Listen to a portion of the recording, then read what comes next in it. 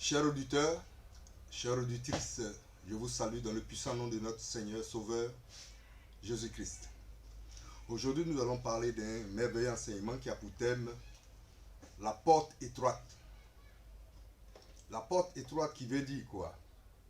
Qui veut dire un passage qui est réduit, qui a un seul battant. Donc la porte étroite, c'est un passage qui a un seul battant.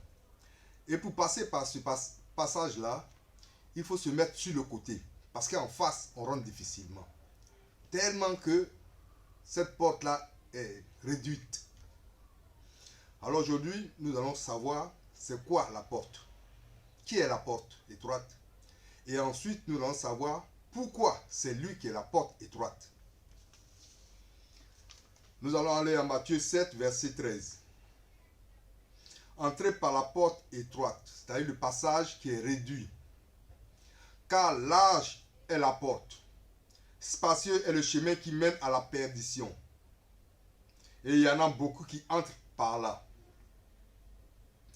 On nous dit large, car large est la porte.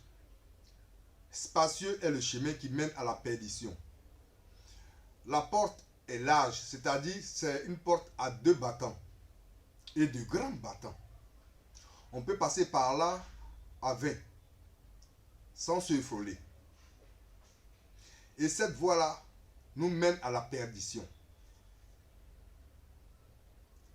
Alors que la porte étroite nous amène au salut. La porte qui est large, le chemin qui est spacieux, nous amène à la perdition. Et comment? Nous allons développer ça. En Luc 13, verset 24. Efforcez-vous d'entrer par la porte étroite. Nous devons nous efforcer à entrer par ce passage qui est réduit, qui a un seul battant. Et quand on nous demande de nous efforcer, ça veut dire de travailler la parole de Dieu afin de pouvoir faire la différence entre ce qui est vrai et ce qui est faux. Efforcez-vous d'entrer par la porte étroite, car je vous le dis, beaucoup chercheront à entrer et ne le pourront pas. Pourquoi? C'est pas fait exprès. Parce que notre environnement nous amène à la perdition. Nos amis, nos voisins, nos parents nous amènent à la perdition. Ils nous amènent à aller par cette porte qui est large, cette porte qui est spacieuse. Et comment? Vous savez, il y a nos amis qui veulent vraiment nous aider parce que ça ne va pas. Ils vont nous proposer d'aller voir les charlatans. Ils vont nous proposer d'aller dans le village pour pouvoir adorer la rivière. Et c'est comme ça, nous allons à la perdition. 1 Corinthiens 12, verset 2, dit quoi? Vous savez que lorsque vous étiez païen, vous vous laissez entraîner vers les idoles muettes, selon que vous étiez conduits. Qui nous conduit? Ce sont nos amis, ce sont nos parents, ce sont nos voisins qui nous conduisent à la perdition. Mais le plus grave, c'est que la parole de Dieu nous dit que l'adversaire, c'est-à-dire le diable, allait s'asseoir dans le temple de Dieu, se proclamant lui-même Dieu. Mais comment? On ne va jamais voir le diable aller s'asseoir dans une église. Qu'est-ce qu'il fait? Il forme des mauvaises personnes qui viennent induire les gens en erreur. C'est ce qu'il parle ici. 2 Pierre 2, versets 1 à 2. Il y a eu parmi le peuple des faux prophètes. Et il y aura de même parmi vous de faux docteurs qui introduiront des sectes pernicieuses et qui, régnant le maître, qui est Jésus-Christ, qui les a rachetés, attireront sur eux une ruine soudaine. Qu'est-ce qu'ils font? Ils amènent dans l'église des conneries, des parfums qu'il faut acheter, de la bougie. Il faut prier devant une bougie. Pourquoi prier devant une bougie? Parce que la bougie représente Dieu. Dieu est lumière, donc quand tu allumes la bougie, alors c'était comme si Dieu était présent.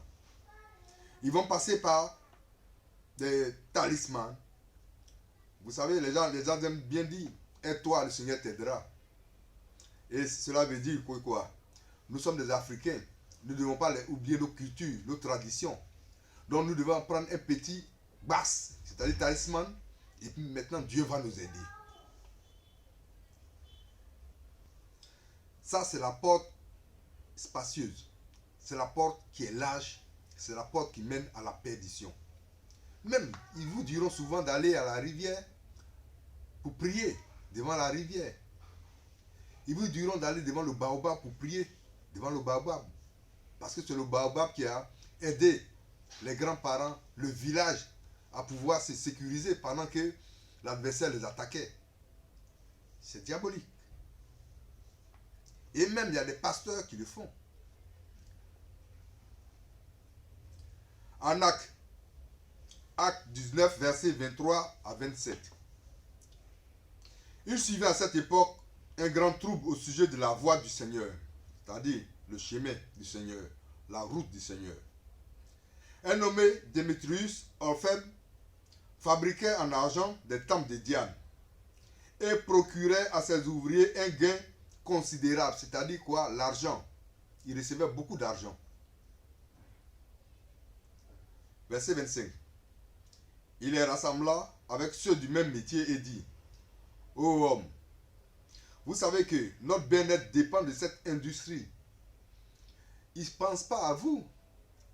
Ils viennent vous vendre des chapelets, ils viennent vous vendre des bagues, ils viennent vous vendre du n'importe quoi, des statuettes. Ce n'est pas pour votre bien. Ils pensent à leur propre vente. C'est leur commerce. Ici, quand on parle d'industrie, c'est le commerce. Il faut que le commerce marche. Si ça doit induire les gens en erreur, on s'en fout. L'essentiel, c'est que l'argent rentre. Et vous voyez et entendez que non seulement à Éphèse, mais dans presque toute l'Asie, ce Paul a persuadé et détourné. Persuadé ici, il a convaincu les gens.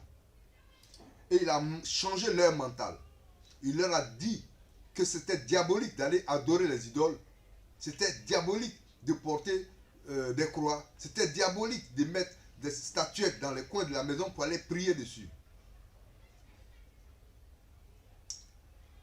Ce Paul a persuadé et détourné une foule de gens en disant que les dieux faits des mains d'hommes ne sont pas des dieux. Oui, ce n'est pas des dieux, c'est des statuettes. Ce n'est pas des dieux. C'est diabolique. C'est la porte qui est large. C'est la porte qui est spacieuse, qui mène à la perdition.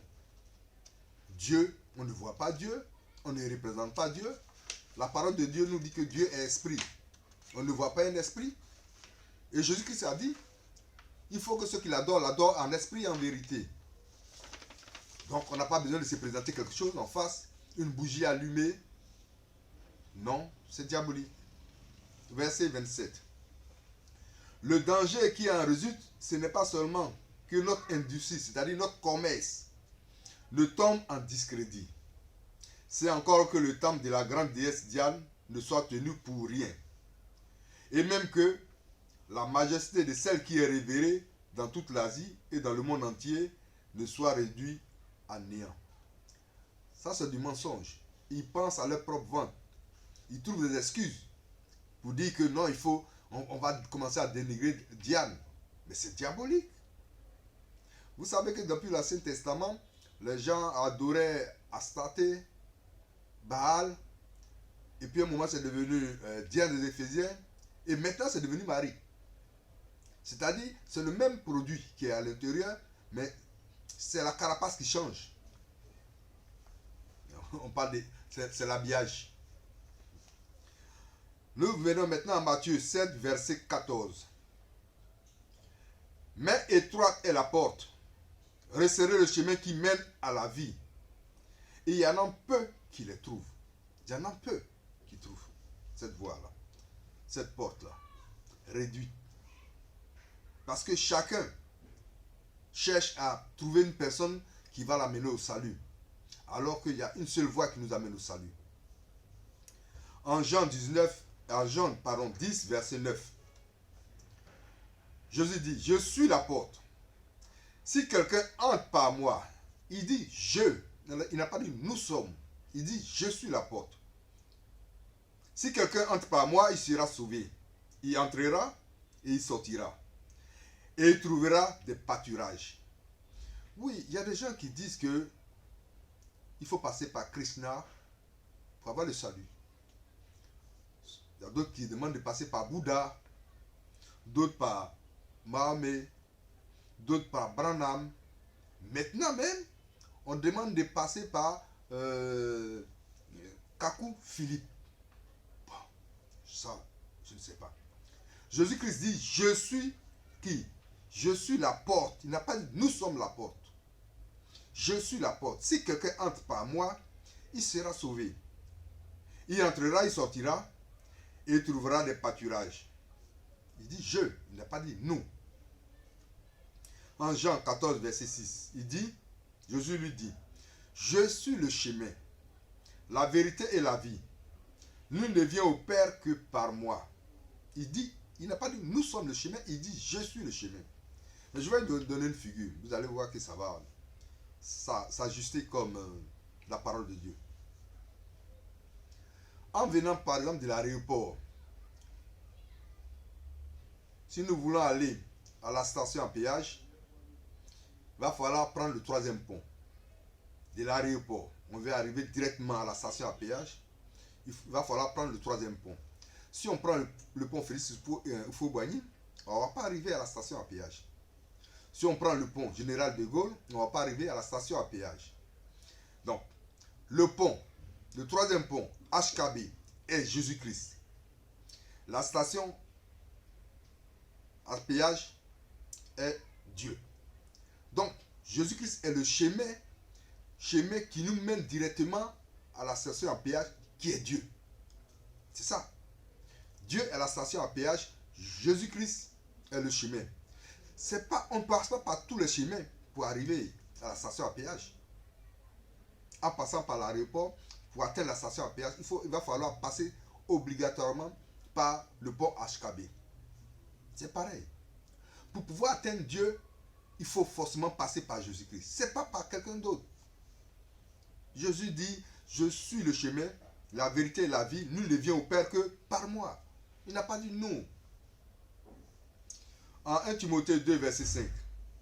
Car il y a un seul Dieu et aussi un seul médiateur, c'est-à-dire celui qui règle les conflits entre Dieu et les hommes, Jésus-Christ homme.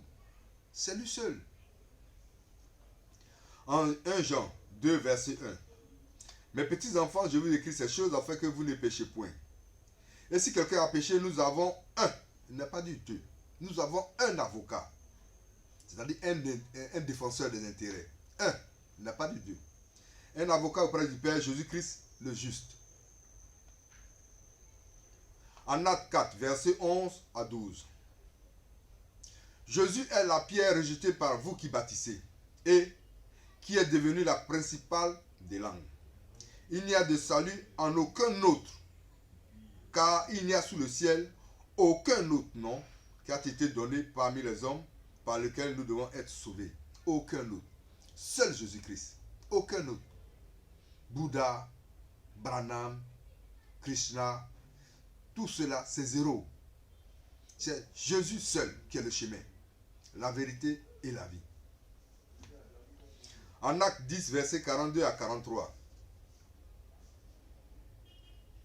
Et Jésus nous a ordonné de prêcher, c'est-à-dire annoncer au peuple et d'attester, c'est-à-dire quoi? De garantir que c'est lui, c'est-à-dire Jésus-Christ, qui a été établi par Dieu, juge devant des vivants et des morts. Tous les prophètes rendent de lui, de qui? Jésus-Christ. De Genèse à Apocalypse, on ne parle que de Jésus-Christ. Tous les prophètes rendent de lui le témoignage que quiconque croit en lui reçoit par son nom le pardon des péchés. Mais pourquoi le nom de Jésus-Christ nous donne le salut? Pourquoi ce n'est pas un autre nom? Nous allons voir. Ésaïe 52, versets 13 à 14 dit quoi? Voici, mon serviteur prospérera, il montera, il s'élèvera, il se lèvera bien haut. De même qu'il a été pour plusieurs un sujet d'effroi, on parle de Jésus-Christ, tant son visage était défiguré, tant son aspect différait de celui des fils des hommes, de l'homme. Voici ce que Jésus-Christ a fait. Voici pourquoi son nom est au-dessus de tous les noms. Et voici pourquoi il faut passer par lui pour avoir le salut. On continue. Isaïe 53, versets 3 à 7. Méprisé et abandonné des hommes. On n'a pas dit abandonné de Dieu. Jésus-Christ a été méprisé et il a été abandonné des hommes. Homme de douleur et habitué à la souffrance. Semblable à celui dont on détourne le visage. Nous l'avons dédaigné. Nous n'avons fait de lui aucun cas. Cependant, ce sont nos souffrances qu'il a portées. C'est de nos douleurs qu'il s'est chargé. Et nous l'avons considéré comme puni, alors que c'était pour nous qu'il s'est livré à la mort. Et nous l'avons considéré comme puni. On dit qu'il était tellement sale, rempli de péchés, que Dieu était obligé de l'abandonner. C'est faux. Mais il était blessé pour nos péchés, brisé pour nos iniquités. Le châtiment qui nous donne la paix est tombé sur lui. Et c'est par ses maîtrissures que nous sommes guéris. Nous étions tous errants, comme des brebis. On ne savait pas où on allait. On allait adorer les idoles. On allait adorer les rivières. On ne savait pas comment adorer Dieu. C'est de ça qu'il s'agit. Chacun suivait sa propre voie. Et l'Éternel a fait retomber sur lui l'iniquité de nous tous. Il a été maltraité et opprimé. Il n'a point ouvert la bouche, semblable à un agneau qu'on mène à la boucherie. À une brebis muette devant ceux qui l'attendent. Il n'a point ouvert la bouche. Voici pourquoi c'est par lui que nous pouvons être sauvés. Parce que c'est lui qui s'est porté garant pour notre salut. En Philippiens 2, verset 8 à 11. Jésus-Christ encore. Il s'est humilié lui-même, se rendant obéissant. Obéissant à qui? À Dieu. Jusqu'à la mort. Même jusqu'à la mort de la croix. C'est pourquoi aussi Dieu l'a souverainement élevé et lui a donné le nom qui est au-dessus de tout nom. Afin qu'au nom de Jésus, tout genou fléchisse dans les cieux, sur la terre et sous la terre. Et que toute langue confesse que Jésus-Christ est Seigneur, à la gloire de Dieu le Père. Voici pourquoi c'est le nom de Jésus-Christ qui nous sauve. Parce qu'il s'est sacrifié pour nous. C'est ni Bouddha, ni Mohamed, ni Branham, ni qui que ce soit. C'est Jésus seul. C'est lui qui est la porte étroite et resserrée. C'est par lui que nous devons passer. C'est lui qui est le troisième pont, HKB. Pour atteindre Dieu, qui est la station à pillage, nous devons passer sur Jésus-Christ, qui est le pont HKB. Pour arriver à la station à péage qui est Dieu. Il n'y a pas deux. Il a une seule porte. Il a un seul chemin. C'est Jésus-Christ. Que Dieu vous bénisse.